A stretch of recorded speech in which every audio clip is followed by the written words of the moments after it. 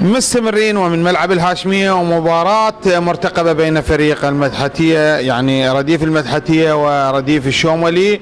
واليوم حقيقة يعني كادر تحكيمي بإشراف الأستاذ قاسم الحكم القدير في نادي القاسم الرياضي. احنا اول شيء نبارك له والنادي القاسم يعني حقيقة هذه اليوم الفريق الشبابي، الفريق المثالي الذي يرتقي قمة الدوري الممتاز وهو يمثل محافظة بابل. فنقول لهم السلام عليكم. وعليكم السلام ورحمة الله وبركاته، وشكرا جزيلا لهذه التهنئة المباركة. وإحنا ما ننسى أيضا جمهور المدحتية، هو جزء من جمهور القاسم واللي كان أيضا دور فاعل بالتشجيع ومؤازرة نادي القاسم في مبارياته خاصة في الأدوار النهائية. وإن شاء الله سيكون نادي القاسم هو ممثل لكل أندية بابل ولكل أهل بابل. احنا نادي المدحتية وجمهور نادي المدحتية ولاعبين نادي المدحتية تربطنا علاقات طيبة قديمة كإدارة وكلاعبين وكحكام، فهذا ليس بجديد عليهم من أنه يكونوا مؤازرين لنادي القاسم الرياضي. فمن هذا المنبر الحر نقدم شكرنا وتقديرنا لكل إنسان لدينا من أهلنا في المدحتية، شكرا جزيلا لهم. الله يسلمك. إن شاء الله كابتن، إن شاء الله بالتوفيق لفريق نادي القاسم الرياضي اللي هو حقيقة اليوم احنا نتباهى به بكل مكان، ونقول إنه هذا فريقنا الأول، وفرقنا يعني فرق المدحتية بابل أي فريق من فرقنا الباقية هو نعتبره أنه الفريق الثاني بغض النظر عن المكان والمدينة، ولكن فريق القاسم هو الفريق الأول في محافظة بابل وسيمثل محافظة بابل، وكل بابل تفتخر بهذا الفريق.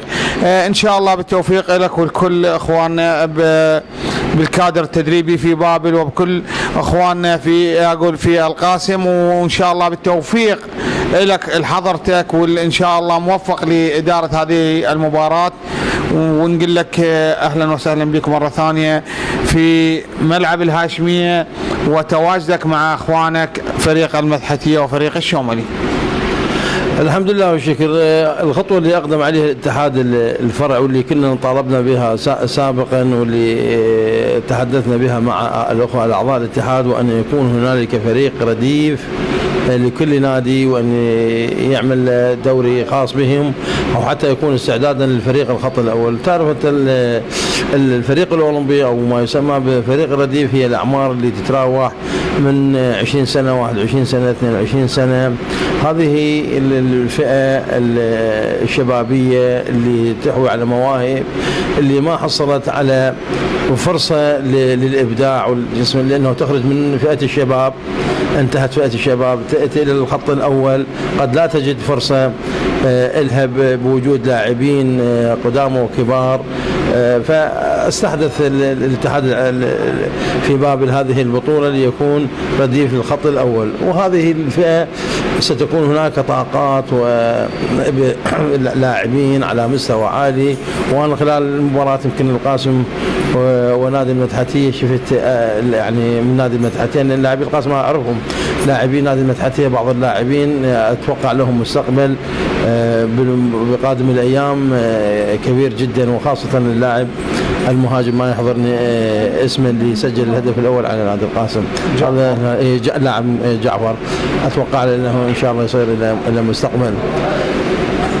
الله يوفقكم إن شاء الله كابتن، بالتوفيق إن شاء الله، وإن شاء الله دائما إحنا وياكم على محبة محمد وآل محمد، ونقول مستمرين من ملعب الهاشمية، وإن شاء الله نشوف شخصية ثانية نلتقي بها.